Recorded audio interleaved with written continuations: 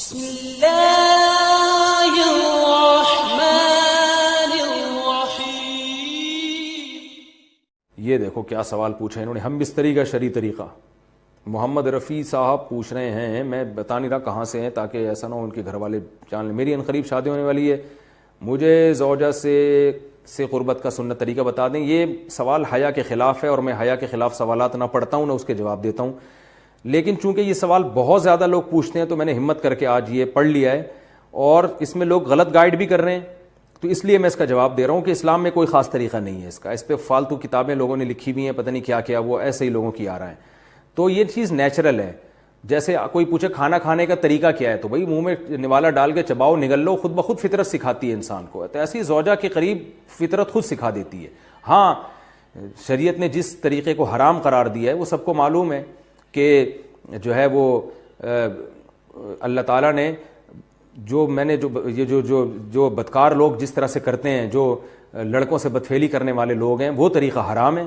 تو باقی اللہ تعالیٰ نے میاں بیوی کا معاملہ رکھا ہے، ایک دوسرے کا لباس ہے، تو کمرے کی باتیں ہیں وہ جیسے چاہیں مناسب سمجھیں، وہ ان کا اپنا ذاتی عمل ہے، اس کا کوئی خاص طریقہ نہیں ہے، اور یہ نیچر انسان کو خود سکھاتی ہے۔ نہ یہ طریقے نہ کسی سے سیکھنے کی ضرورت ہے۔ بعض لوگ تو حد درجے کی بے شرمی کرتے ہیں، وہ شادی سے پہلے جو ہے وہ فحش فلمیں دیکھتے ہیں تاکہ ہمیں طریقہ آ جائے۔ یہ انتہائی درجے کی بےہودگی ہے، انتہائی درجے کی ایک لعنتی عمل ہے یہ۔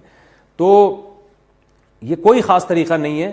میاں بیوی ایک دوسرے کا لباس ہیں، وہ جس طرح سے ایک دوسرے کو سیٹسفائی کر سکتے ہیں وہ کر لیں، تاکہ ان کی توجہ کسی اور طرف نہ جائے، وہ حلال کی تسکین ان کی بند کمرے کے اندر ہو جائے۔ اور یہ باتیں لوگوں سے شیئر بھی نہیں کرنی چاہیے۔ آج یہ بھی ایک حرام کاری ہو رہی ہے، میں بہت سخت الفاظ استعمال کر رہا ہوں اس لیے کہ یہ، اور میرے پاس کوئی ہلکا لفظ نہیں ہے۔ وہ کیا ہوتا ہے کہ مرد اپنی زوجہ سے ہم بستری کر کے اس کے راز دوستوں کے سامنے فاش کر رہا ہوتا ہے، میں نے ایسے کیا، میں نے ایسے کیا۔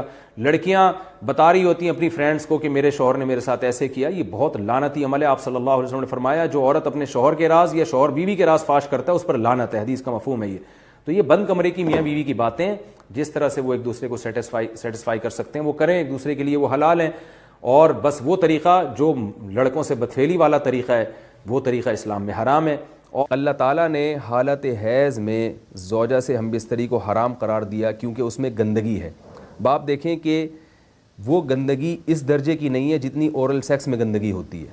اگر اس میں ڈسچارج ہو جائے بندہ، انسان جو ہم بستری کرنے والا ہے زوجہ سے، وہ منہ میں ڈسچارج ہو جائے، تو آپ سوچیں کہ اللہ تعالیٰ شرمگاہ کو گندگی سے بچا رہے ہیں، جس کی وجہ سے حیض کی حالت میں ہم بستری کو حرام قرار دیا۔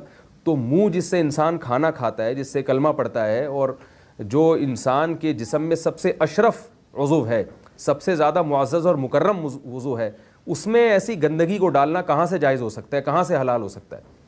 تو آج بعض متجدد قسم کے لوگ جو ہے نا اس کو حلال قرار دے رہے ہیں، تو یہ بالکل غلط ہے۔